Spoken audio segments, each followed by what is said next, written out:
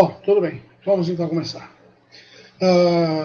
A finalidade dessa apresentação de hoje é para a gente começar os trabalhos de troca de informações e, ao mesmo tempo, divulgar conhecimentos relativos ao Boeing 737 e 800 da PMDG.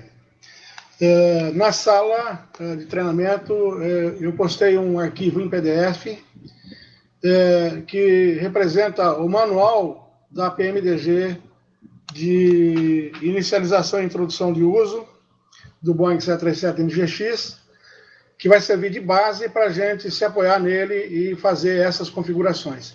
Se vocês puderem carregar esse material, vai ser por ele que a gente vai se orientar e configurar a aeronave. O manual, ele está em inglês. Eu vou mandar para vocês também o roteiro de configuração, que eu não mandei ainda, vou mandar, deixa eu pegar aqui, que é as configurações já traduzidas. Eu fiz o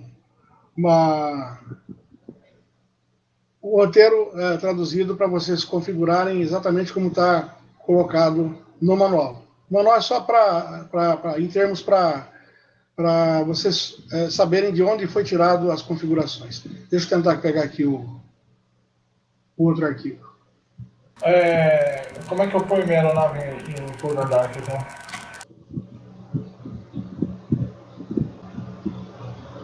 Ó, aqui, ó, vou apertar a tecla menu por 3 segundos.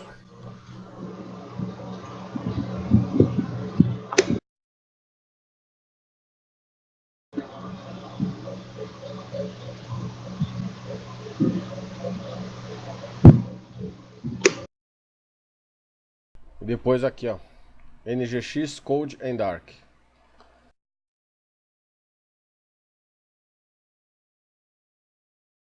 Beleza, tá na contagem regressiva e apagando tudo aqui. É isso aí.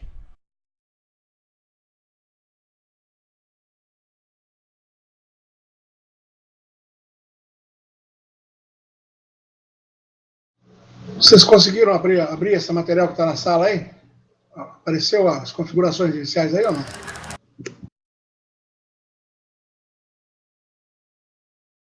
Consegui. Eu não tenho nada aqui. Que você mandou lá, aquele primeiro lá, o config PMDG 7 alguma coisa, assim. É esse aí. É esse aí. Na sala de treinamento tem um arquivo PDF, abre ele. No final dele tem um link para vocês abrirem o manual em inglês da aeronave. É o manual que eu me baseei para fazer esse roteiro aí. Tem um link lá embaixo, no final da matéria aí. Tá todo mundo em Code Dark aí ou não? Agora sim. Ok. Bom, então vamos começar. Eu vou comentar algumas coisas desse manual que eu dei o link para vocês aí, porque esse manual tem uma série de dicas que a PMDG divulga para resolver alguns problemas de instalação do simulador. Por exemplo, tem um comentário na página 11 dele que é relativo a um problema que aparece no simulador, mostrando por hora o esqueleto do avião de vez em quando. Em vez de botar a textura, ele põe o esqueleto. Isso aí é uma instrução que deve ser colocada no config.sys, que vai resolver esse problema. E aí tem mais outras instruções aí que a gente depois, eu acho que vai ser matéria da gente sentar e fazer isso de uma forma depois mais completa, uma forma generalizada. Vamos então se ater a esse roteiro que eu botei aí para vocês, e a gente vai começar então pela tela de aircraft. Nós vamos acionar a tecla Code and Dark, carregar a Code and Dark. Vamos acionar a tecla lá, PMDG Setup, R4, e vai abrir uma opção lá com a palavra Aircraft, cujo título N738 PM Aircraft, está em cima de todo o texto lá. Chegaram nessa posição? Ok. Onde está Aircraft, depois Options. Mas você atenha só a L1 aí, que é Aircraft, só a palavra Aircraft aí. Se está todo mundo com a Aircraft aí na tela, em L1, vamos acionar L1 para entrar abrir a página de Equipment. Ok. Então, na página de equipamento, nós temos aí a primeira configuração do sistema, que é o MCP Type. Conseguiram visualizar isso? Ok. Sim. Bom, essa primeira configuração do MCP Type tem duas possibilidades aí. Você usar o sistema Honeywell e o sistema Collins. O sistema Honeywell, se for configurado, não é ele que nós vamos configurar. Nós vamos configurar o sistema Collins. O Honeywell serve para as versões antigas do PMDG, versões 300, 400 e 500. Que são possíveis de serem simuladas nessa versão 800. Tem algumas outras configurações que você vai botar o painel antigo, né, o MCP antigo da aeronave, e vai também configurar os instrumentos lá. Tem uma possibilidade de configuração de colocar junto com os instrumentos relativos ao 738, em paralelo, os instrumentos da série 300, 400 e 500. Mas, por hora, nós vamos ter na configuração de Collins. Nós estamos aí na página Autofly, na primeira página de 11, configurando o MCP Type. Pelo resumo que eu mandei para vocês aí, a gente vai clicar na palavra Collins, ela vai ficar ativa. Aliás, você vai clicar na tecla na frente da Honeywell Collins, ela vai ativar Honeywell, ou você clicando de novo, ela passa para Collins. Vamos escolher a opção Collins. É no L1. L1.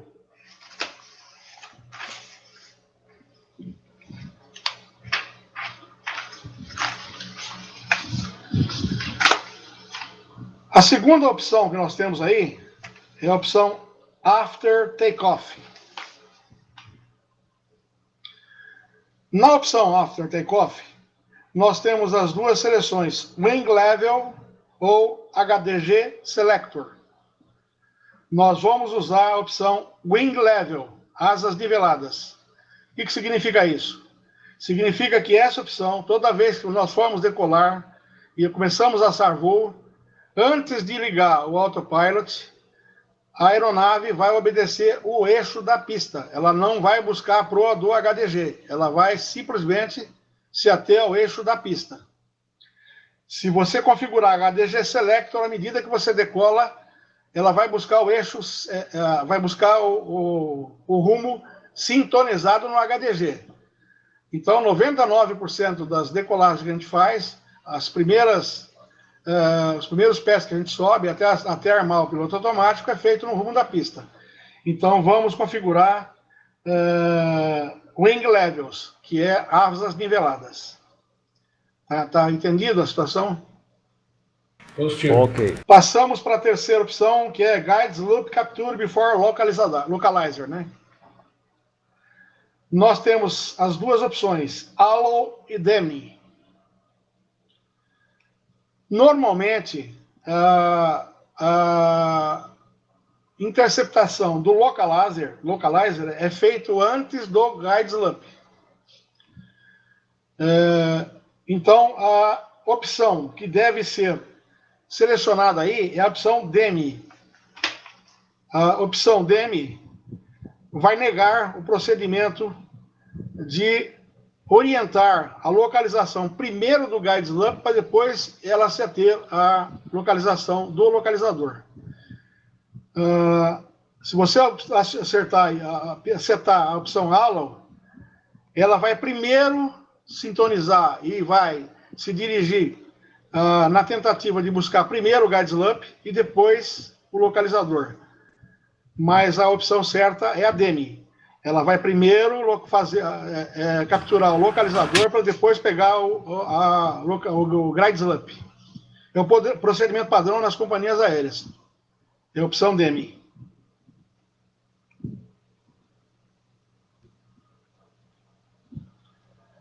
Ok. Todo mundo fez a DEMI aí? Tá todo mundo certo? Tá dando para entender? Ok. Tranquilo. Bom, nós vamos então para a página 2 agora. Next Pages, nós vamos passar para a página 2. FMS. Todo mundo na página 2? Sim. Ok. Nós estamos vendo aí uma série de altitudes default. Cada uma delas tem uma função. Vamos começar pela default Accelerator Altitude. Aí é a bel prazer, ou seja, cada um vai configurar da forma que lhe convier. A gente tem mais ou menos uma configuração padrão, que são as que estão colocadas aí. Mas você pode fazer outros tipos de configuração. O que é essa primeira Default Accelerator Altitude? Ela está configurada com 1.500 pés. Poderia ser 2.000 pés, poderia ser 3.000 pés, poderia ser 1.000 pés. Essa altitude aí é a altitude que se representa acima do nível da pista, onde o piloto acelera a aeronave para atingir velocidade suficiente para recolher os flaps e os slats. Então, essa altitude aí é a altitude as primeiras acelerações. A primeira aceleração, quando ele sai da pista, até 35 pés, você faz o recolhimento do trem de pouso. E aí você vai até 500, 600 pés para fazer o engate do piloto automático. Esse procedimento tudo é feito em V2. Ao atingir 1.500 pés, você já vai estar com uma aceleração diferente de V2 para poder já fazer o desarme dos flaps e dos slats. Se não tiver, por exemplo, redução de potência para atender abatimento de ruído. Isso é um procedimento normal sem abatimento de ruído. As próximas informações de altitude aí serão configuradas para abatimento de ruído. Então, essa primeira altitude aí pode ser 1.500 pés, pode ser 1.000 pés, pode ser 2.000 pés, se não tiver abatimento de ruído.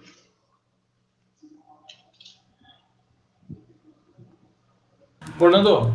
Pois não. Na minha página 2 de 12, eu não tenho as opções de altitude aqui. Você não tem 1.500 pés configurado aí? No meu resumo aí?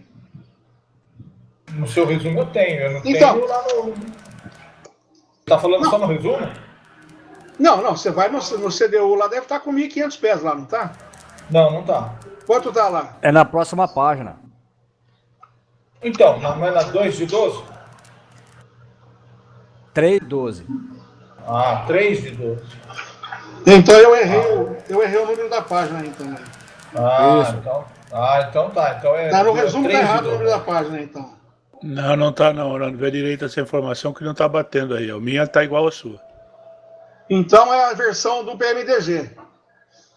Se tiver versão diferente de avião instalado aí, ela não vai ter algumas coisas. Na minha, por exemplo, tá 2 de 11, né? Ele tá falando que lá é 3 de 12. Não, na minha tá 2 de 11. Eu confirmei agora. 2 de 11, FMS, Default Accelerator Altitude. A minha também. Mas a versão do PMDG deve ser outra versão que não diferente da nossa. A nossa é a Service Spec 1, né? Ele deve estar com a versão do aparelho diferente. Então vai ser localizado em outra página isso. Pode ser. Eu me baseei na versão da PMDG Service Pack 1, né? Não, tudo bem, o meu aqui está 3 de 12, mas tem o que você está falando aí. Então você vai configurando de acordo com o que está escrito aí, mais ou menos. Ou não vai bater as nossas páginas aí. Mas não tem problema, é basicamente igual. Eu acho que você vai chegar alguma hora aí que você acha que não vai ter algumas coisas que vão ser faladas aqui. Mas tudo bem. O que tiver, você configura do jeito que a gente está falando aqui. Bom, todo mundo configurou, então, o Default Accelerator Altitude 1500 pés. Isso. Ok. A próxima configuração é a Default Reduction Altitude. A Default Reduction Altitude é exatamente a liberação da velocidade em procedimento com abatimento de ruído. O que é abatimento de ruído? Toda vez que você vai fazer uma decolagem, você vai fazer baseado numa carta SID. E as cartas SID, principalmente as decolagens feitas em cidades com grande conglomerado urbano em volta do aeroporto, existe um procedimento de abatimento de ruído contido nas cartas. E ele vai definir qual é a altitude que você vai poder liberar a velocidade para ele começar a alçar e alcançar a velocidade normal para o procedimento de subida. Então, essa altitude de 3.000 pés aí, não botei 1.500 pés. Normalmente, nos procedimentos de ruído variam de 1.000, 1.500, 2.000, 2.500 até 3.000 pés, depende do aeródromo.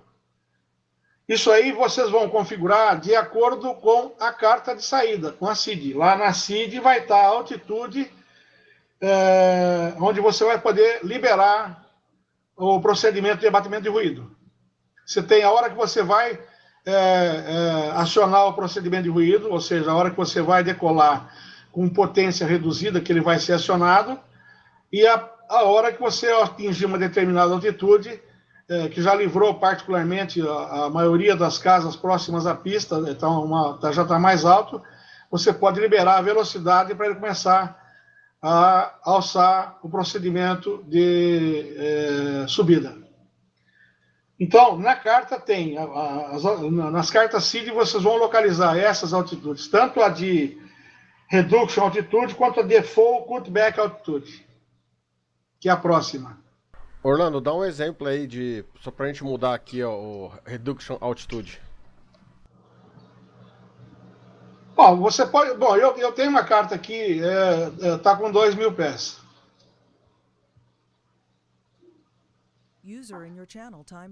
É só vocês introduzirem 2.000 pés no teclado e foi colar lá na janelinha lá. É só alterar.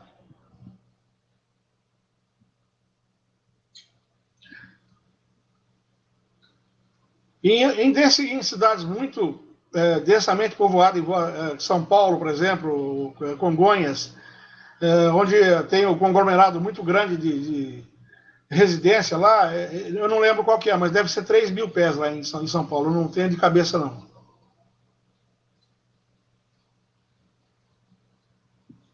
Você pode explicar aí novamente, não sei se você já falou a mesma coisa, o que é o Default Cutback? Não, o Default Cutback nós vamos falar agora. Eu não falei nada ainda. Desculpa aí.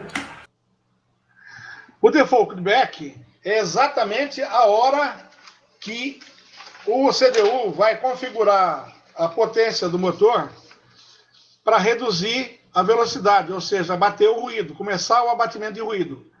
É exatamente o início do abatimento de ruído. O que ele faz para fazer o abatimento de ruído? Ele vai usar a V2, que é a velocidade que você está subindo, e vai colocar mais ou menos 10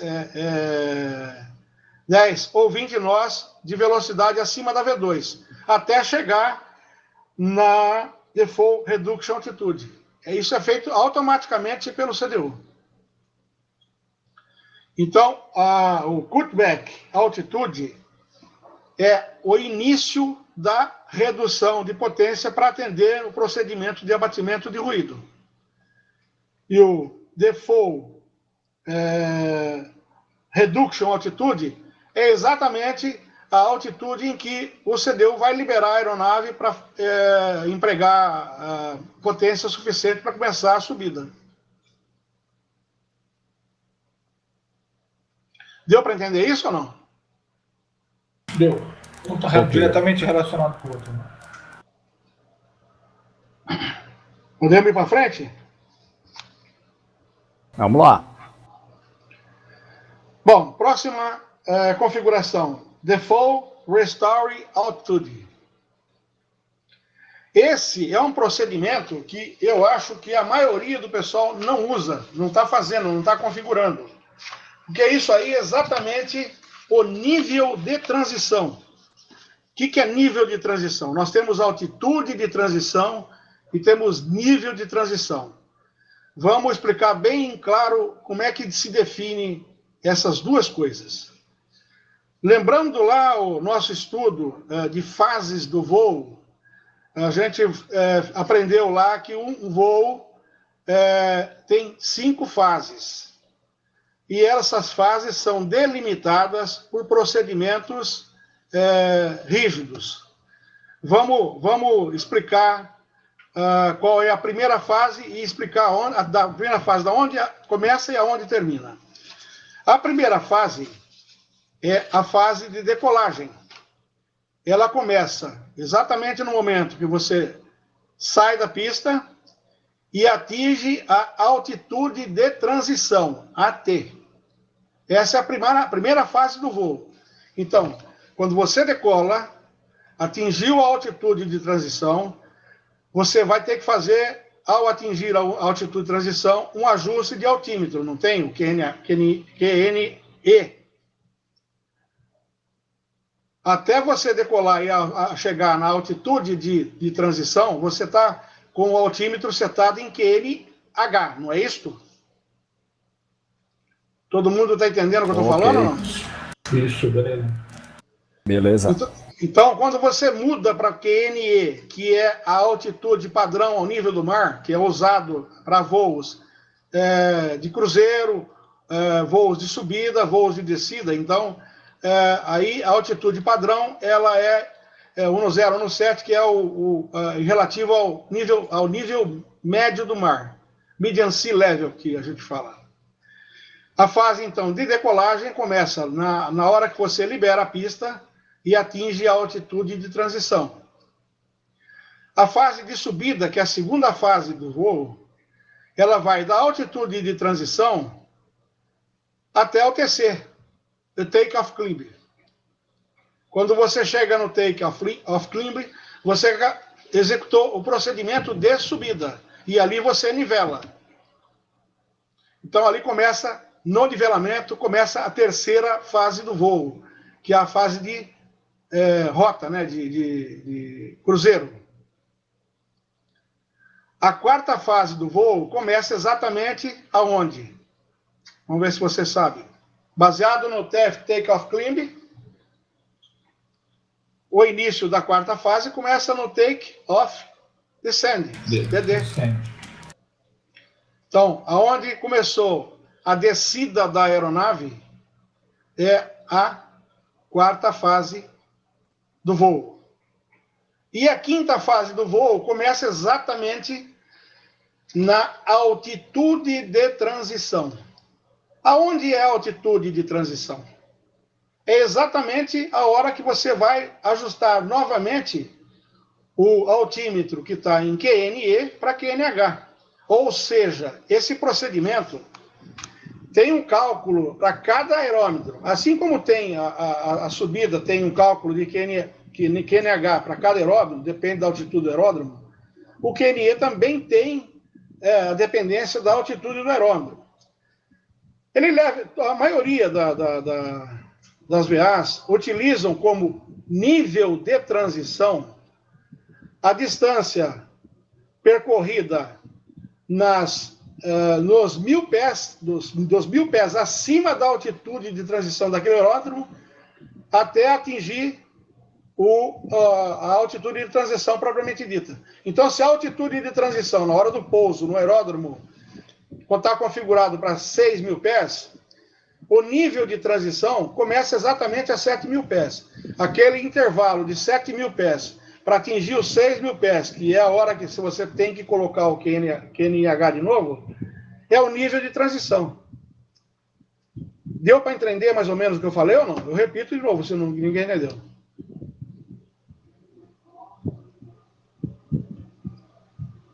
Alguém tem dúvida no que eu falei? Pode falar, não tem problema, eu falo de novo. Isso é importante, porque essa altitude é configurável no PMDG. Você tem que colocar ela. Orlando. Oi. Eu acho que o que você falou aí da primeira, segunda, terceira, quarta, quinta fase aí do voo, mas aqui no caso do Default Restore, o nível de transição que você está falando aí, que é o QNH, né? Essa refere-se à segunda parte, né? Não, o QNH ele entra na história na segunda fase e na quarta fase.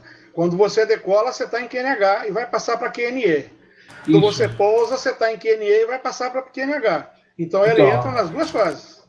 Exatamente. Então é quando você sai do nível, quando você está decolando, você sai da transição, entra na altitude, você muda QNH para QNE. Exatamente. Depois, quando você está descendo, que você entrou na altitude de transição de novo, aí você muda QNE e QNH. Não. Você vai mudar 1.000 pés antes de chegar na altitude de transição do aeródromo de chegada.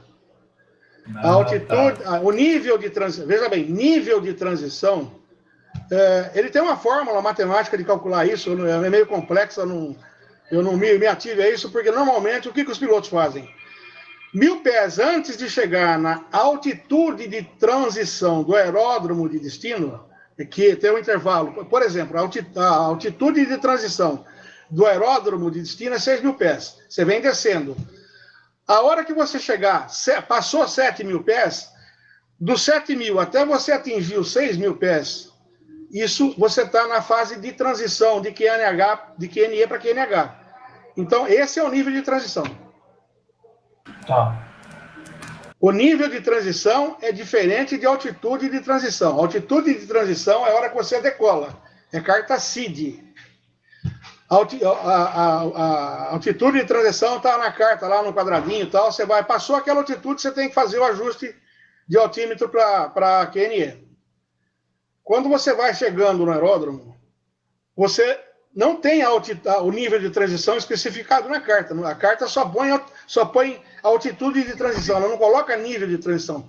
As cartas Acabei de colocar um arquivo chamado altimetria 31.jpg que tem a altitude de transição e o nível de transição. Dê uma olhada.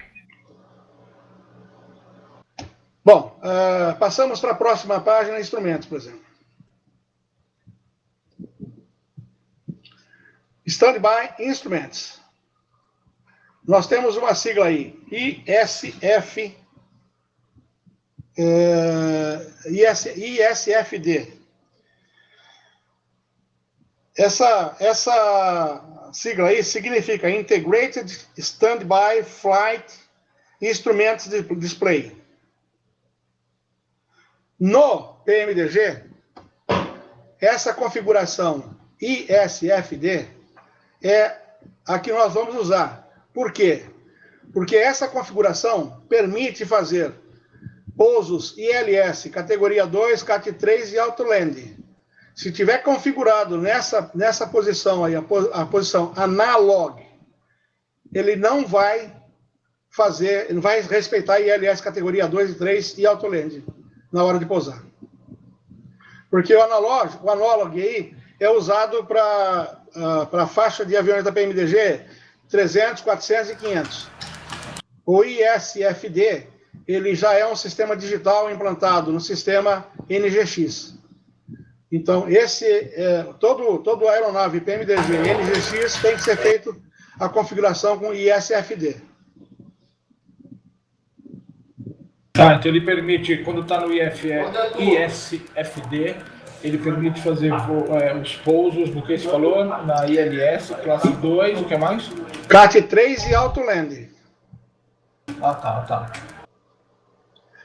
Quando vocês colocam aí analog, quando vocês setam analog, no painel do avião vai aparecer uma bússola lá, em cima daquele PFD analógico. Se vocês estiverem com... É que acho que não estão com a aeronave ligada. Mas se aparecer uma bússola em cima, no meio do painel lá, é porque essa configuração análoga está setada. E se você for praticar pouso ILS categoria 2, 3 ou Auto Land, você não vai conseguir, você vai perder a aproximação.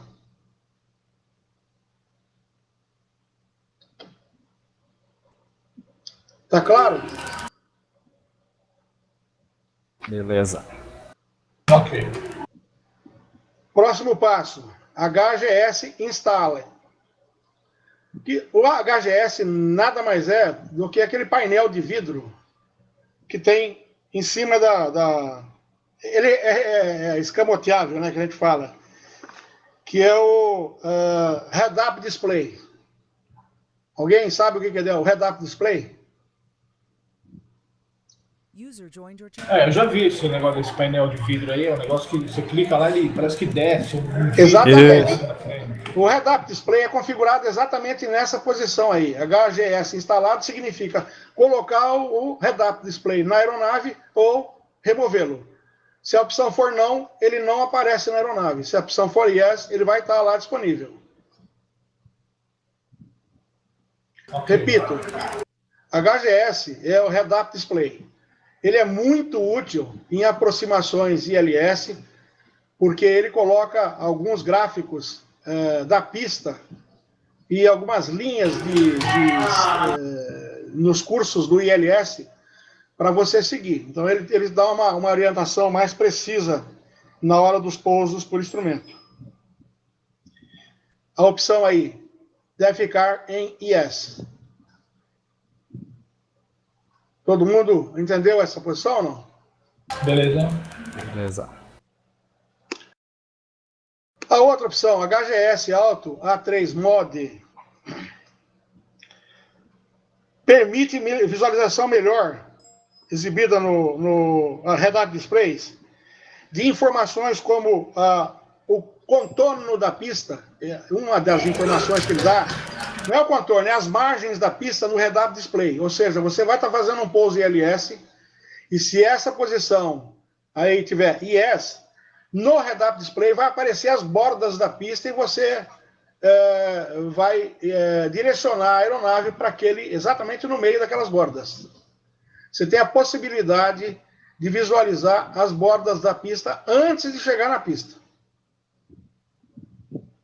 O que facilita o pouso quando está fechadão. Exatamente. Então essa opção também fica yes. Ok, yes. A próxima também é relativa ao heads-up display. A opção também é on. Ele vai colocar no guide slope uma linha de referência para você capturar o guide slope. Então, isso tudo facilita na hora de você chegar e fazer aproximação ILS num aeroporto qualquer. Por isso que são todos eles on. E agora vamos para a próxima, que essa vai ter polêmica também. Que é o Auto Land. Todo mundo conhece o pouso por Auto Land ou não? Eu não. Não. Bom, Auto Land é o pouso onde a aeronave praticamente pousa sozinha, ela faz o flare sozinho, ela faz as reduções sozinhas, praticamente ela pousa sem você tocar a mão no manche. Isso significa Auto Land. Ela vai inclusive desarmar o autothrottle na hora que tocar na pista. Ela desarma sozinho o autothrottle. Se bem que nas outras posições também desarma. Mas... Auto Land já praticamente definiu tudo, é o pouso automático, né? Exatamente.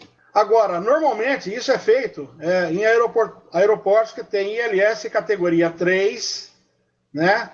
Na opção C, aonde o nível de visibilidade cai para 50 pés.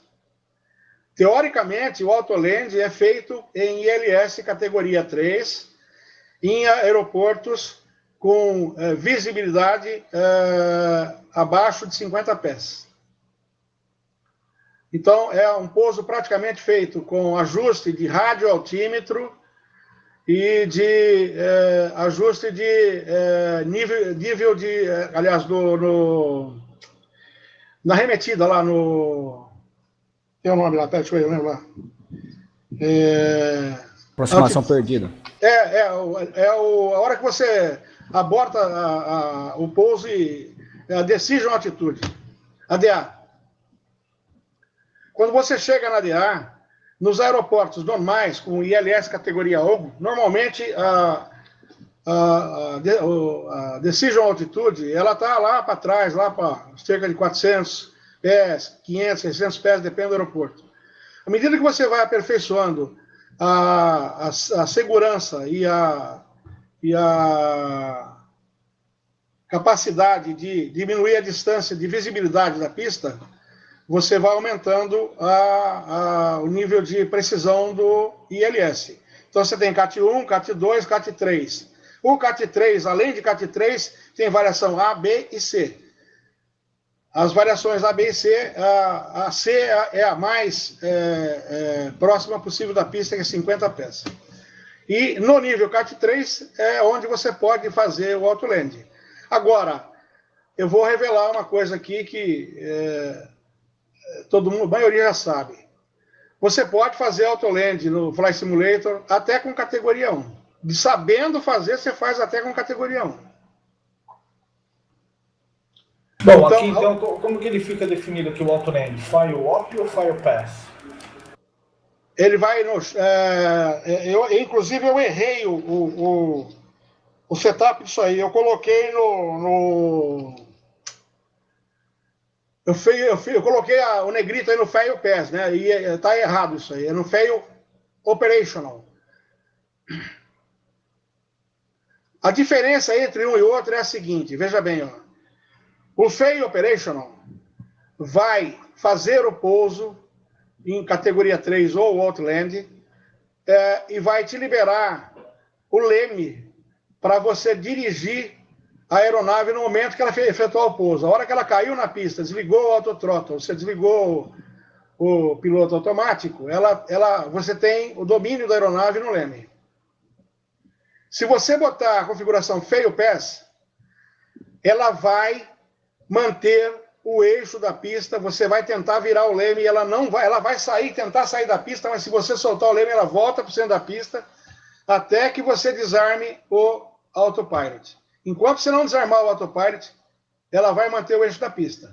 Então a opção que vai ser setada aí é fail operational.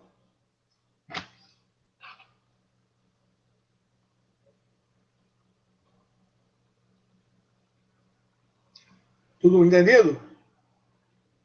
Entendeu o que você falou? Eu entendi. Eu só ia te fazer uma pergunta. Você, quando você pousa, você está pousando com o autopilot funcionando até pôr as rodinhas no chão?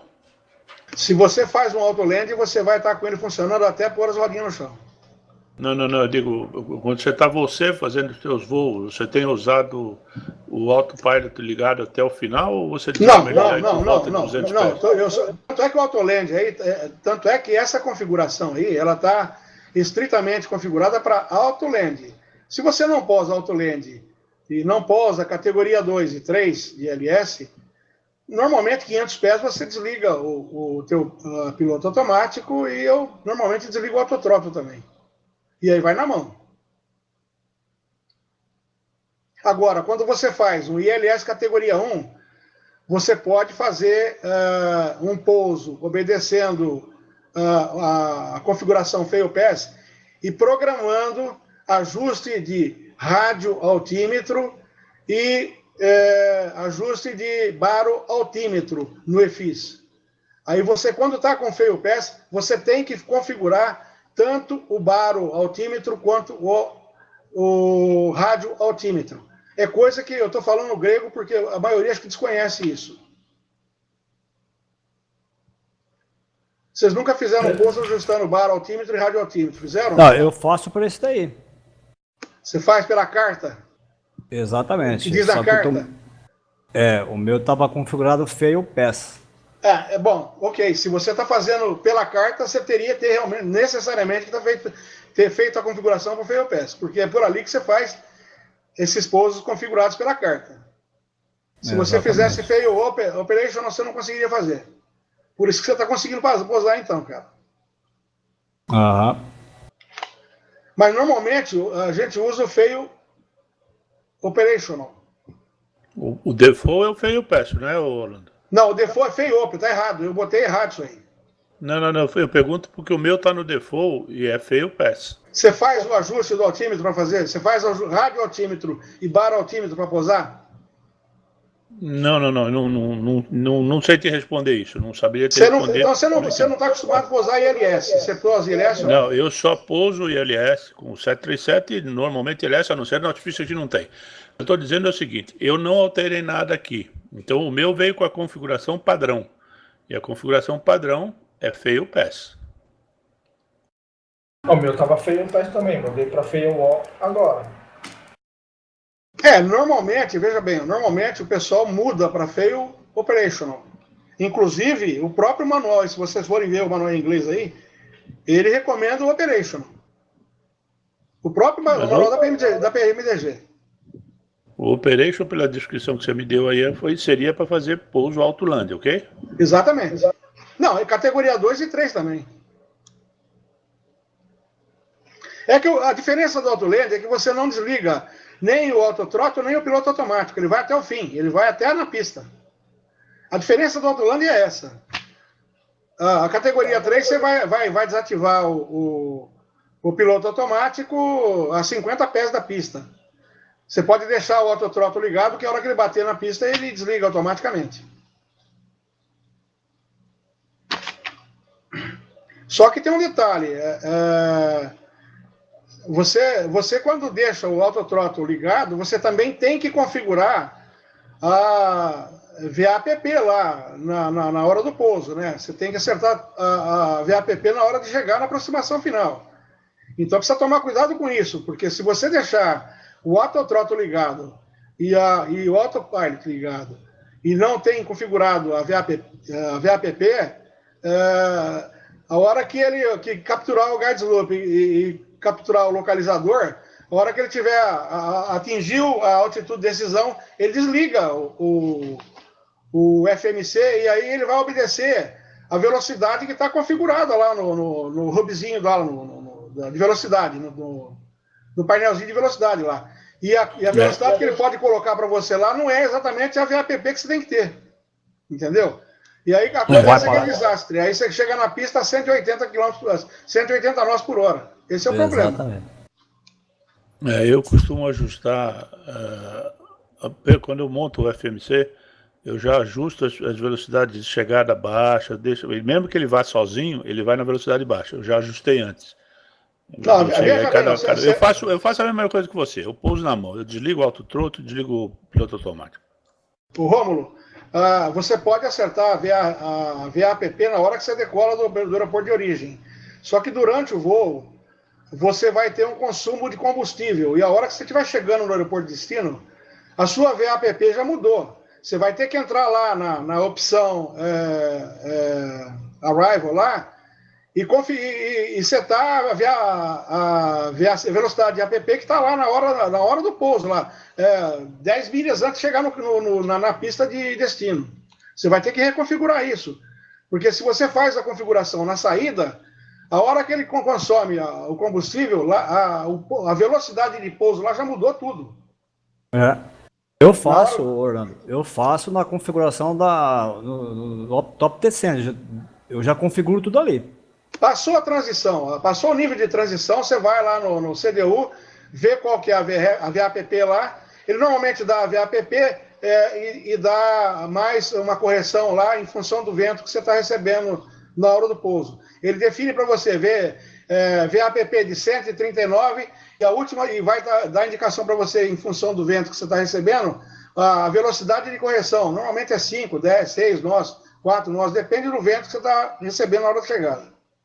Então, essas Essa configurações daqui é feito na chegada. Essa daqui é a anotação que eu estou fazendo aqui, porque quando você chegar lá, eu vou pedir para você explicar, porque eu não sei fazer isso aí. Por isso que eu falei que nós temos que começar do começo, todinho do começo, para quando chegar na configuração do FMC, configuração de voo, a gente vai ter muita coisa que fazer lá que não está sendo feita, entendeu? E são coisas que são configuráveis para facilitar exatamente na hora de você chegar ou decolar. São coisas que são disponibilizadas no CDU, que a gente normalmente usa. Então, essa opção Autoland aí, se está feio o PES e vocês usam radioaltímetro e baroaltímetro, tudo bem, não tem problema, vocês não vão ter problema nenhum. Beleza. Vamos para a opção Engine, página 411. Bom, a opção Engine, ela só tem duas possibilidades, ou é ou não é. E a opção do PMDG NGX é que ele tem um motor que produz, o CFM 56, que produz 26 mil libras de empuxo. Esse engine double derate é uma redução possível de fazer na hora da decolagem. Se você colocar a opção IS, tá? Você vai poder fazer um derate de até menos 4.000 libras de empuxo. Se você colocou essa opção IES aí, a possibilidade de você fazer derate, em vez de decolar com 26 mil libras de empuxo, você pode decolar com 22 mil libras de empuxo. O que isso significa? Isso significa que se você não... reduzir? Isso significa se você na configuração do FMC, na hora de você configurar as velocidades de subida lá você tem todas elas configuráveis. Eu não lembro qual que é o nome agora, mas você tem até uma que sai com mais, sai com 101%, 105% de potência na turbina, que você normalmente usa para... abrir um som aí. Você normalmente usa para decolar do Santos Dumont quando você está com muita carga, está com um tempo meio chovendo, então você precisa ganhar potência logo de cara. Então, existe o derate, hoje o Rani tem um outro nome que é para definir um overbook na potência. Qual que é o nome lá que tem? Eu não lembro qual que é agora. O pai falou aí, é o bump. Bump, exatamente. Ele passa para 27 mil. Só que ele só pode ser usado por 5 minutos. Exatamente. Mas normalmente ele é usado numa situação assim, quando você está com a plena carga da aeronave, o aeroporto você está lá com plena carga, pista curta, então aí você realmente pode fazer uma decolagem usando o bump, que é um over empuxo, digamos assim. Um pouquinho a mais de potência de empuxo. Exatamente. Quando você configura essa IES aí, você pode pegar, lá acho que tem 3 ou 4 configurações no FMC tem 3 ou 4 configurações de velocidade de saída. Tem uma que é o normal, né? 4. É 4, né? Uma delas isso, lá é o take-off menos 1, menos 2. A primeira é 26. Então, a primeira é 26 é o normal. 24. O bump é 24 e 22. Esse dobro derate aí, o primeiro derate ela cai para 24, o segundo derate ela cai para 22. Ou seja, é possível fazer até 4.000 libras de menor empuxo na decolagem, na configuração da decolagem, da velocidade de decolagem. Essa opção Posso falar, Romulo? Fala. Vamos supor que o cara vai fazer um voo de São Paulo para o Rio. E ele vai decolar de Guarulhos. 09 esquerda. A pista é grande. Mas você não precisa ter toda aquela potência, os 27 mil libras de empuxo em cada motor. Você pode diminuir, porque a pista é grande. Você pode demorar um pouquinho mais para atingir a V1 e a Rotate. Agora, vamos supor que o cara vai decolar de São Paulo Congonhas, que a pista é curta. Vai precisar. Aí você não pode reduzir a potência, tem que usar a potência máxima, porque é curta. Atingir a V1 e a rotate o mais rápido possível. Beleza, ficou claro aqui. Deu para entender o que é isso aí, o engine double rate? Sim. Beleza. É só esse caso aí desse motor, hein? É só o CFM 56, hein? No 300, no 400, no 500 não tem isso, não. É só nos NGX isso aí, hein? Bom, vamos para a página 5 de 11. Esse aí, eu acho que todo mundo já descobriu ele, é uma escada que tem na porta de desembarque, lá na porta dianteira lá do esquerdo. Se você não tiver o finger lá, você pode, ou não tiver as escadas, você manda os passageiros descer da aeronave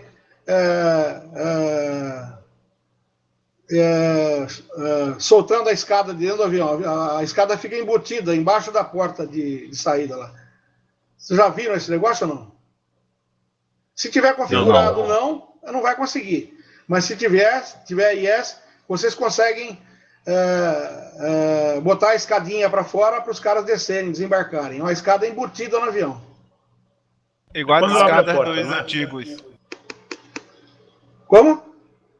Igual as escadas dos Vasco e Varig, os 300 Exatamente. e 200. Exatamente. Ele recolhe e estica a escadinha lá. Então essa opção é conveniente que fique em IS, né? Se chegar num lugar que não tem escada, não tem finger, o pessoal pode descer da aeronave sossegado porque a escadinha está dentro do avião. Ela é automática. E nem tem GSX instalado, né? Exatamente. E a configuração é feita no CDU também aí. Onde está normalmente as portas, a abertura de portas lá, a última opção é a escadinha. Estamos entendidos? Bom, então nessa página aqui, então fica... Como é que fica aqui a configuração, então? Yes. Qual? Yes. É espremendo aqui no Yes. É. Beleza. Aí a próxima é Short Field Package. Esse também é outro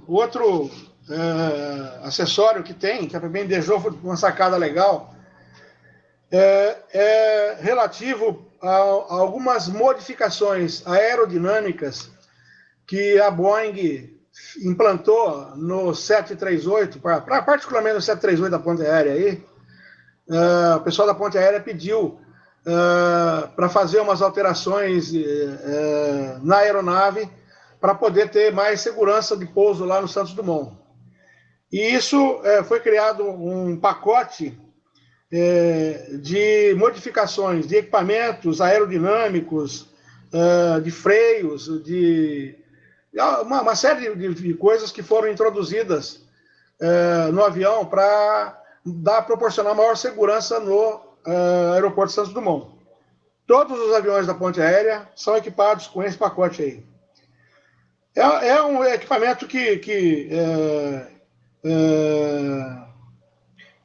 por exemplo, ele tem um skid na cauda, porque como lá a decolagem é feita com ângulo bem acentuado na saída, lá por causa do Pão de Açúcar, corre-se o risco de bater a cauda na pista. Então, lá na cauda dessa aeronave tem uma sapata lá, que tem 2 estágios. Ele não chega a bater na pista. A primeira coisa que bate é a sapata. E aí a companhia aérea no SOP lá diz o seguinte: bater a primeiro estágio tudo bem, mas se você afundar o segundo, você foi considerado um péssimo piloto. Porque a primeira vez, quando você bate esse skid, essa sapata no chão, ela se desloca para dentro. E ela vai indo para dentro. E aí, toda vez que o cara faz um pouso lá no Santos Dumont e decola, tem um cara lá, o despachante operacional de voo lá, ele vai configurar, ele vai conferir isso aí, se foi danificado ou não. Tá? O dedo então, duro. O dedo duro. Esse pacote também, ele proporciona um ângulo de abertura dos speed brakes maior. Normalmente, os normais, acho que é 45 graus, esse vai até 75 graus de abertura, para poder frear a aeronave mais rápido. É uma série de modificações que são introduzidas nesse pacote Short Field Package. Portanto, se vocês pretendem decolar e pousar no Santos Dumont, a opção que tem que constar aí só pode ser a IES. Agora, se quiserem pousar lá, se quiserem pousar no Santos Dumont sem o IES, tudo bem, é critério de cada um. Isso pode ser mudado a cada voo, Orlando? Olha, quando você faz essa configuração, para essa aeronave aí, isso aí está valendo. E você pode, inclusive, fazer essas modificações em voo. A PMDG garante com absoluta certeza que qualquer configuração dessa pertinente à aeronave, você pode fazer essas alterações em voo, se você quiser. Não vai afetar em nada. Toda alteração que você fizer, permanece aquela que você fez.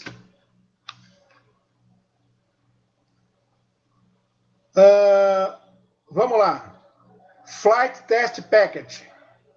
É outra coisa que a PMDG simula, porque a gente fica até bobo de ver essas coisas aí, mas existe. Esse aí é um pacote de testes da aeronave. Normalmente, quando a aeronave está em homologação de voo, e onde são feitos aqueles testes de performance, de gasto de combustível, então, você tem embarcado na aeronave uma série de equipamentos que vão executar uma série vão computar uma série de valores, aferições de performance, de comportamento da aeronave durante o voo. Dentre elas, na cauda, lá na ponta da cauda, tem um funilzinho amarrado numa... Eu vou falar uma corda, mas eu não sei o que é aquilo lá. Normalmente, nas aeronaves de teste, antes de serem homologadas, vocês veem... Isso estava presente aí no avião do Reinaldo, aí está sendo homologado a Embraer, o paraquedista aí. Você vê ele voando com aquele funilzinho atrás lá. Aquilo é para fazer uma aferição de velocidade da airspeed. Se você instalar isso aí, você vai ter todos esses instrumentos embarcados na aeronave, inclusive o funilzinho na cauda lá. Portanto, a opção aí é no. Essa aí é fácil, né? Deu para entender? Vocês já viram aquela caudinha atrás lá? Bom, aí nós vamos para o Brake Package. O Brake Package refere-se aos freios, né? As pastilhas de freio. Especificamente, freio não aerodinâmico, é freio pedal mesmo, freio de... É o breque mesmo, na roda. É o pé no breque mesmo, é o pé no breque. Então, nós temos dois tipos de pastilha adotada nos discos de freio lá. Nós temos a fibra de carbono, que é a Carbon, e nós temos as pastilhas de aço. Agora, vamos o que faz uma, ver o que faz outra. A pastilha de fibra de carbono, ela é mais cara, mas ela é mais eficiente, só que também ela desgasta com maior velocidade. Mas a eficiência dela compensa tudo o que eu falei aqui de contra ela. Ela também não produz muito calor em função do atrito de frenagem. Então, ela é uma pastilha recomendada para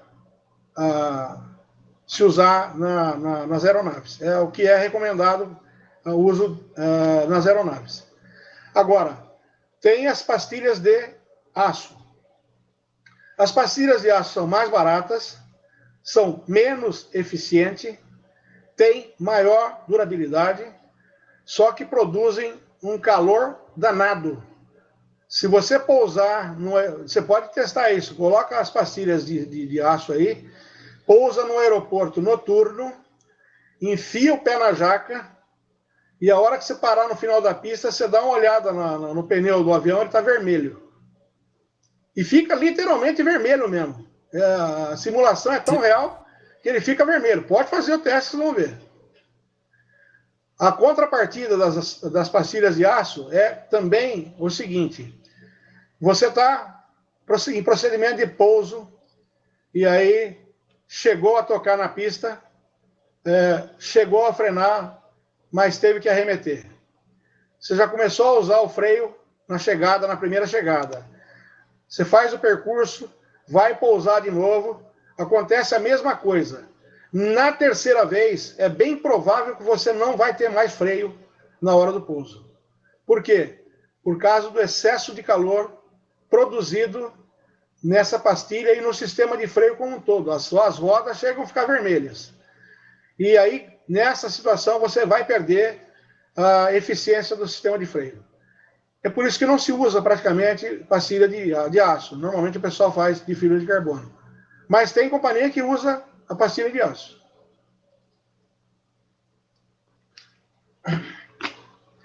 Tá entendido isso? Ok. Sim. Ok.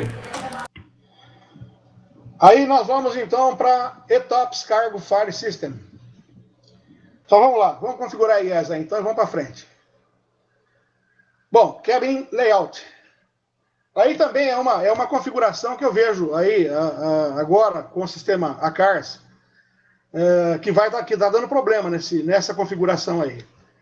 A Cabin 2 Class e a Cabin Single Class tem diferença de capacidade de passageiros. A cabine configurada como 2 Class, ela tem disponibilidade de 12 assentos em primeira classe e vai de 92 a 150 passageiros configurados em classe econômica. Evidente que a diferenciação aqui é daquela diferença de poltrona, maior de poltrona, a distância de poltrona uma para outra, que tem uma parte da aeronave que diminui um pouco a configuração da capacidade em função disso. Mas, basicamente, o que tem no PMDG aí, se você configurar a 2 Class, você vai ter capacidade para colocar embarcado somente 150 passageiros. É o máximo que ela absorve. Então, vocês têm agora, no Sinhacars, quando vocês vão pegar o voo lá, vocês têm voos que têm passageiros configurados de 140, menores do que 150, e tem a maioria configurada para mais que 150. Isso vai dar conflito no Sinhacars também. Quantos passageiros são no Single Class? No Single Class é até 174. Então, a configuração que nós vamos... 174. Até, né? Até. Mas E lá nós no vamos Sinhacars, nós- o que tem maior lá é 174. Nós vamos padronizar em quanto? Não, você vai ter que ver o que está no Sinhacars lá, a hora que você carrega o voo. Você reservou o voo, você tem lá o número de passageiros que você vai marcar no Sinhacars. A hora que você vai fazer a reserva do voo... Pela explicação que você deu, numa delas tem mais capacidade que na outra. Então, eu configurei Single Class porque lá no Sinhacars, tem uma grande quantidade de aeronaves que passa de 150 passageiros. Então, você tem que configurar Single Class. A maioria lá que tem lá é 160, 162. Eu já peguei até 174 lá. O que pode fazer é deixar configurado no Single Class e calculado. Se até 174 e se lá tiver 150... Não. Você vai ter É uma que colocar o embarcado na aeronave. A hora que você configurar passageiro, tem uma configuração de passageiro no CDU, você vai ter que colocar aquilo que está no Sinhacar. Já está definido lá. Você não vai fazer o embarque de passageiro, é bem ao prazer teu. O Sinhacar vai dizer para você, você vai botar nesse voo 150 passageiros, 158, 172. Só estou dizendo a nível de... Até Desculpa. 174 já tem lá, entendeu? Então, para que você vai botar 2 Class se você tem certeza que você vai pegar uma hora lá uns 174 passageiros?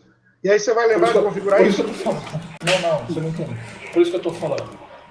Se no caso, Single Class, a aeronave ela me deixa colocar até 174 passageiros, a minha pergunta é, eu posso deixar a nível de praticidade sempre no Single Class e eu verifico lá um passageiro no Sinhacar. Quantos passageiros no Sinhacar? 140. Pô, eu sei que cabe. Isso que eu tô falando. 160, 167, eu sei que cabe. Então eu não preciso me preocupar se Então, vai mas estar é por isso que está configurado o Single Class aí. Não está configurado aí? Não está em negrito aí Single Class? O meu, no caso, estava 2 Class. Não, mas o que eu estou mandando vocês botarem é Single Class, não é? Não está em negrito aí? Isso. Então ele foi configurado Single Class. Já aconteceu comigo de eu pegar 174 passageiros lá no Sinhacars, pô. Então não adianta você configurar Two Class, você não vai ter condição de pôr outro cara lá. É isso aí. Quanto mais passageiro, mais lucro para a companhia, né? Exatamente. Mas vai ter Você- um voo lá que você vai botar o Boeing lá, você vai ter 90 pessoas, pô. Então, aí é prejuízo, né? É só você cobra mais caro pela primeira classe, quem sabe você compensa. Deixa pra lá, é só Tá Vamos bom, lá. tá bom, tá bom. Você pulou os itens aí, o Dual Battery Package. Não, vamos chegar lá. Calma lá ainda, pô. Calma. Ei, pera aí. Tô seguindo a sequência do seu Não, documento. eu sei. Eu só botei a carro na frente dos bois, porque a configuração... Ah, não, tá. Tem Dual Battery Package. Ah, não, pera aí. Eu tô até perdido onde eu coloquei. Orlando, é isso aí. Hã? É isso aí mesmo que o Edson falou. Depois lá do ETOP Cargo Fire System, que foi pra Vem IS, Dual Battery Package. Exatamente. Vem. Eu tô falando do Single Class, eu pulei a Dual Battery Package, pô. Puta que pariu. Pulei. Eu pulei o Airframes ali, a página 611. É o começo dela, o primeiro setup da página 611. Ó, É Dual Battery Package. sugiro ao presidente da mesa que faça um bibi aí no texto do narrador. Voltamos então para Dual Battery Package. Dual Battery Package também é um sistema atendido pelo ETOPS. Nas aeronaves que não são homologadas com ETOPS, normalmente se usa uma bateria só. Essa bateria tem a durabilidade de 30 minutos para atender a instrumentação de painel em situações de emergência. Tá? Nas aeronaves que têm ETOPS, são 2 baterias. Então, a durabilidade delas, elas vão manter os instrumentos em funcionamento por 1 hora. Na realidade, não é 1 hora, é 1.12. O número correto é 1.12, mas é 1 hora. Vamos botar 1 hora. Então, no Dual Battery Package, a gente bota yes.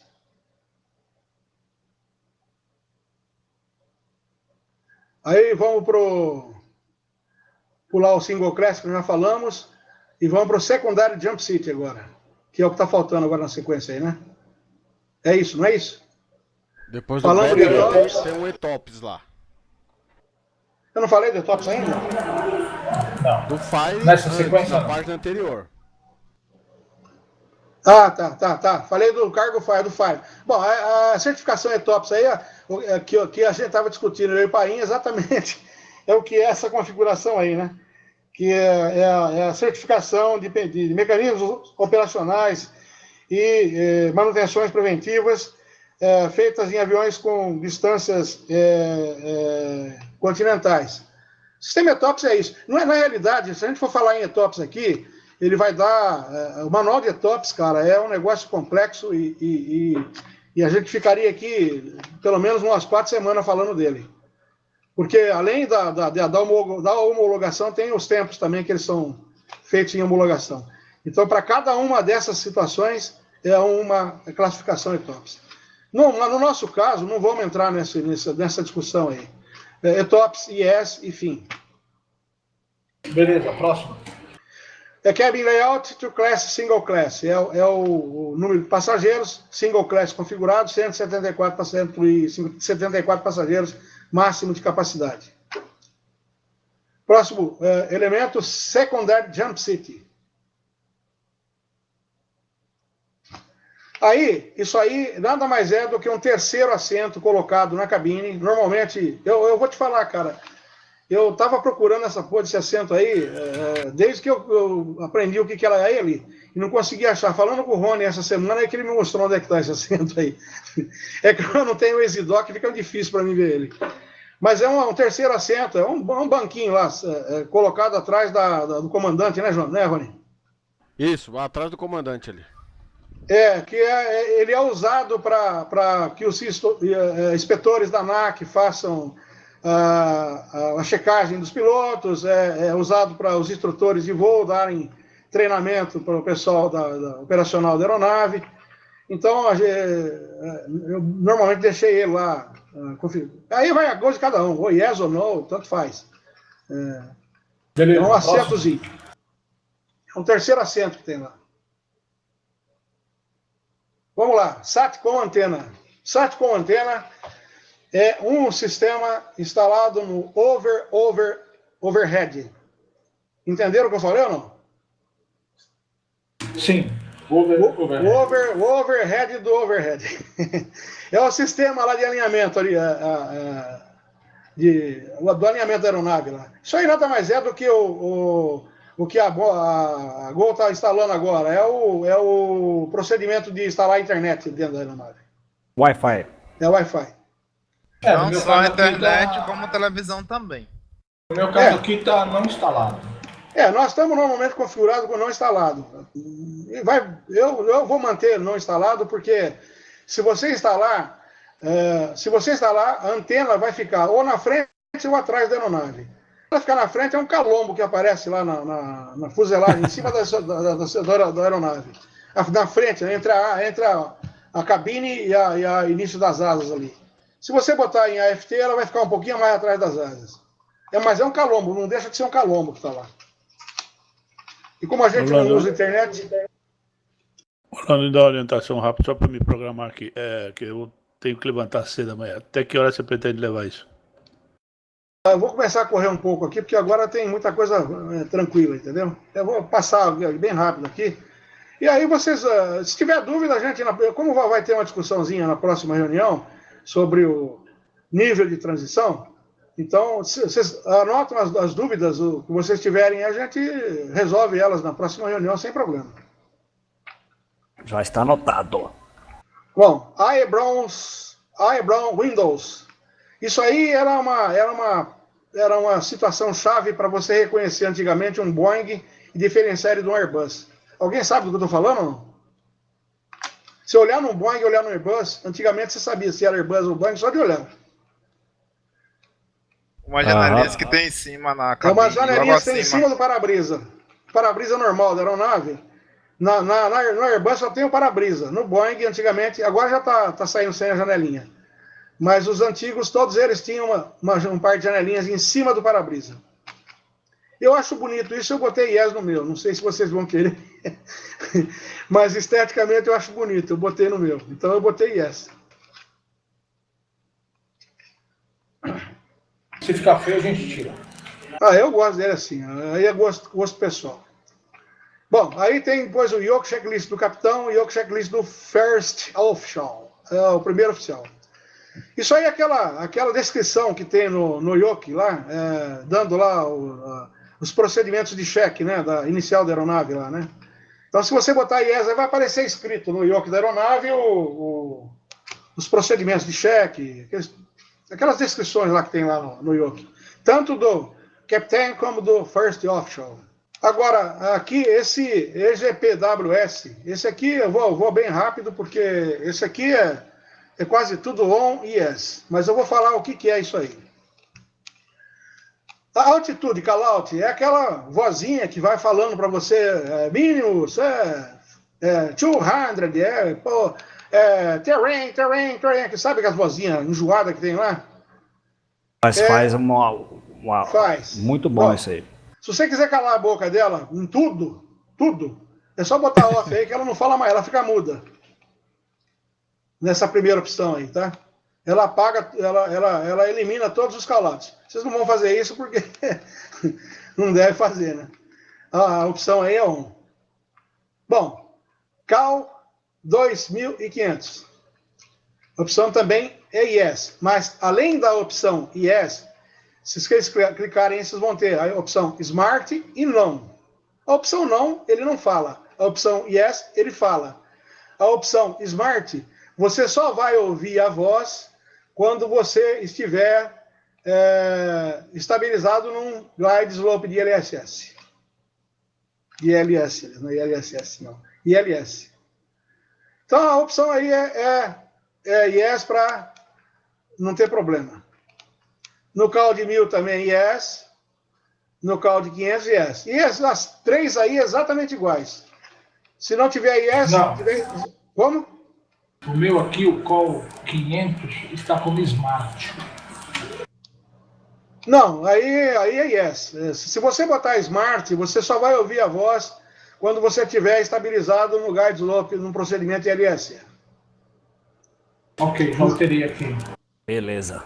É só botar yes. Eu botei cal on em tudo, porque eu gosto de ver o cara reclamar em todos os níveis. O Rony também configurou tudo. Aí fica a gosto do freguês, viu, cara?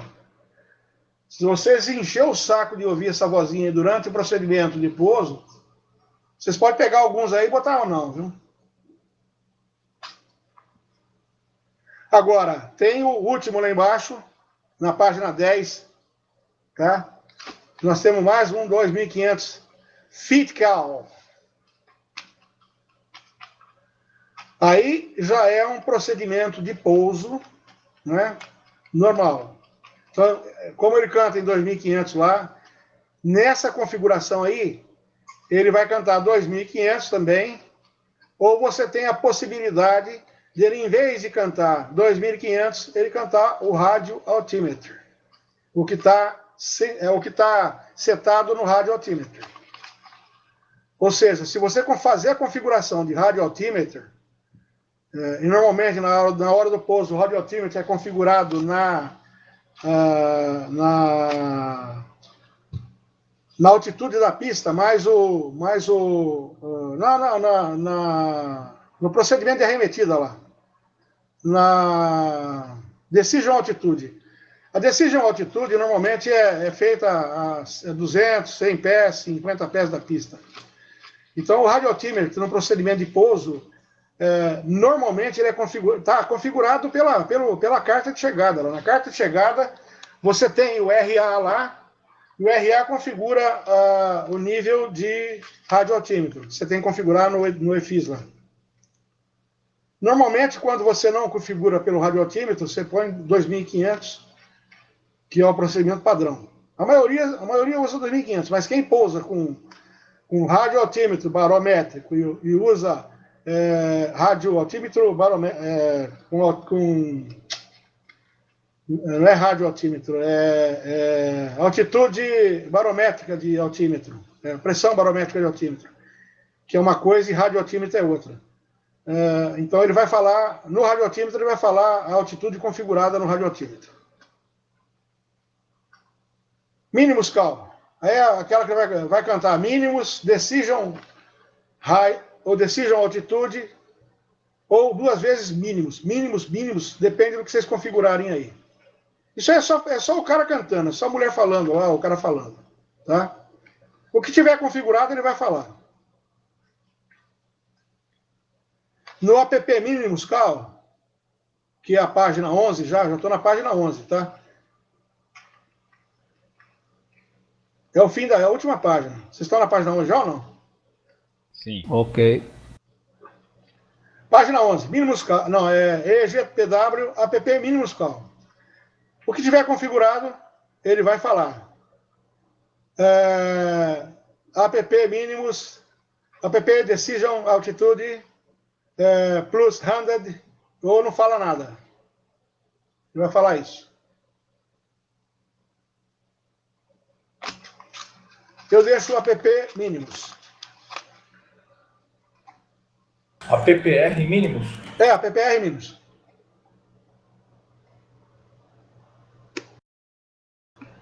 V1 callout. É o V1 que ele canta normalmente na decolagem. Se não quiser o V1, é só botar off aí. Bank angle também é aquela vozinha chata que quando você dá uma entortada na aeronave sem querer, ele dá um ataque de histerismo no cara lá, ele fica bang. Mas tem que ter ele, né? Não tem jeito. O terrinho peak mode também é aproximação com o solo. Se você aproximar do solo, ele começa a terrém.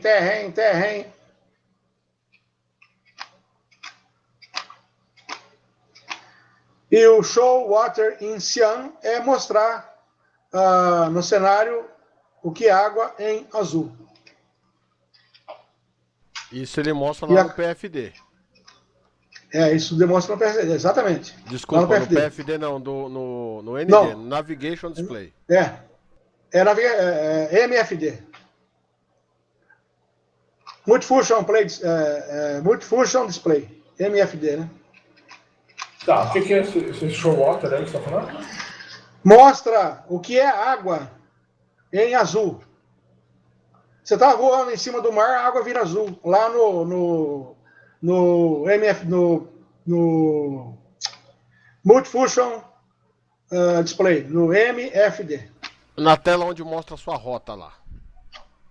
Deu para gente entender mais isso aí já? Agora não? Deu para... Agora, se vocês quiserem essas se aprofundar... alterações salvam sozinho, Orlando? Como? Essas alterações salvam sozinho? Sozinho, não precisa fazer nada. Fecha o voo, vai estar salvo isso aí. E se vocês quiserem modificar isso durante o voo, não tem problema não. Nesse caso específico de equipamentos, que ele é específico para a aeronave em questão. Se vocês carregarem outra textura, provavelmente a outra textura que vocês carregarem, essas configurações não são as mesmas que vocês fizeram agora. Portanto, essa passo a passo que vocês têm aí, se quiserem guardar ele, eu acho que vai ser necessário numa próxima eventualidade. Ou seja, se vocês fizerem um voo aqui com a aeronave da EcoFly, ela vai estar desse jeito que vocês configuraram aí. Cantando os mínimos, o painel desse jeito. Aí você terminou e fala, quero fazer um voo com a Gol, vai. Pela Gol. Você vai entrar na aeronave da Gol, vai estar diferente. Porque cada um é para uma configuração.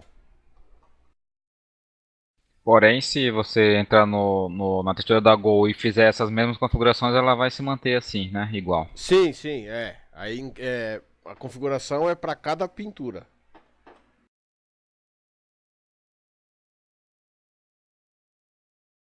Bom, eu vou falar mais uma coisa, então, que isso eu comprovei, eu li no manual da PMDG, isso está aí no manual, e eu fiz o procedimento de acordo com como eles recomendam no manual, e para mim eliminou uma vasta situações de apresentar problema. A PMDG, ela recomenda que toda vez que você for abrir uma aeronave de alta performance, ou seja, Boeing, Embraer, um avião que tem FMC, que tem uma série de coisas a ser configuradas, você abra primeiramente a página default do Flight Simulator, ou seja, aquela asa delta em Friday Harbor, que é a página default do FSX. Depois que vocês abrirem o ultraleve em Friday Harbor, aí sim, vocês após isso, carregam a aeronave que vocês vão usar de alta performance. Toda a vez que for carregar uma aeronave de alta performance. Por quê? Ela não recomenda carregar e recarregar a aeronave a todo instante que você inicializa o FMC. Quando você carrega a aeronave default, que é o ultraleve em Friday Harbor, ela faz uma limpeza quase que geral das memórias RAMs do sistema de armazenamento de informações. E isso proporciona limpar realmente, deixar em off uma série de memórias que, se você carregar aeronave em cima de aeronave, na hora que ela está carregando, ela tem que apagar o que está lá e carregar uma outra coisa em cima. Porque é muita informação numa aeronave de alta performance. Quando ela carrega o avião, a asa delta lá, ela deixa quase que limpo totalmente o banco de memória. E aí, se vocês fizerem esse procedimento, aquelas travadas de Flight Simulator, aquelas telas azuis que costumam aparecer, vão se reduzir em muito. Eu estou fazendo isso e comprovei comigo mesmo que eles têm razão. Eles dizem isso no manual e recomendam fazer isso. Eu estou fazendo passo a passo o que está no manual e eliminou uma série de problemas que eu tinha. Outra coisa, Muita gente fala que é para carregar o Cessna. Não é o Cessna, é o ultraleve. É o Eu Trike. ia te perguntar isso aí. Entendeu? Então, se vocês Então- fizerem isso, vocês vão eliminar uma série de problemas que possivelmente estejam acontecendo com as suas aeronaves aí. Principalmente em aeronaves que não são oficiais, né? Que é da A minha lojinha. tá o Cessna aqui. Não, principalmente porque existe tem até uma denominação que eu não me. Eles falam, agora esqueci o nome. Mas existe a possibilidade de alguns endereços de memória não serem limpos e ficarem com resíduo de alguma informação qualquer, ou não trocar informação no momento da carga da aeronave, e aí começa a dar conflito no simulador. Isso é palavra da PMDG, hein? Tá em manual isso aí. Então, Orlando, eu não sei, você falou isso, acho, na primeira aula, e eu fui fazer isso, a minha aeronave, ela aparece já no espaço, ela não aparece no aeródromo. Ela aparece já voando. O trike lá, né, já aparece voando. Não, mas aí você faz o seguinte, pega ela e direciona para um aeródromo qualquer. Ah, não precisa ser exatamente lá em Hyde, Não, se eu você fizer pode as pegar e contas fazer lá. o seguinte. Você pode pegar, tentar fazer. Eu não sei se é isso que vai resolver o problema, mas você pode pegar, dar um pause, entra na configuração de mandar ela para um aeródromo qualquer, em Friday Harbor, né? Manda ela para Friday Harbor, ela vai, aciona ela novamente, ela vai carregar lá em Friday Harbor, no aeródromo de Friday Harbor. Aí você grava como default o voo, a hora que você for fechar ele, antes de fechar, grava como default. Possivelmente, a hora que você carregar ela novamente, ela vai abrir no aeródromo. Certo, aí depois disso o procedimento seria o quê? Eu vou lá Abre em nas aeronaves, lá a opção de aircraft, aeronave escolho o Boeing, e carrega a aeronave. na mesma cidade, no mesmo aeródromo. Não, Friday. você vai carregar em Friday Harbor, lógico, ela vai inicializar em Friday Harbor, né? Mas aí você vai botar no aeroporto que você quer, pô. O importante é carregar no aeroporto default em cima da aeronave default. É esse que é o importante. Tá, e depois que eu busco realmente qualquer aeródromo, Brasília ou qualquer Você um, vai né? para outro aeródromo qualquer. E a hora que você fechar o teu voo e for carregar novamente, você deixa o track lá como default na carga do Flight Simulator. Ele vai carregar sempre o track. E aí você busca a aeronave e configura ela. Toda vez que você carregar, carrega no track. Default, aeronave default, cenário default. Oi. O meu tava o Cessna aqui, eu coloquei o track aqui. Como é que ele para salvar ela aqui? Como é que é mesmo? Que eu esqueci. Eu sempre abri com ela. Você tem aí embaixo a opção de salve, load, save, não tem aí embaixo aí na põe save. Save, a hora que ela vai abrir a tela, tá lá uma opção lá, default. Save default, clica em save, ele vai pedir para você apagar, você apaga e ele vai gravar por cima. Ah, beleza.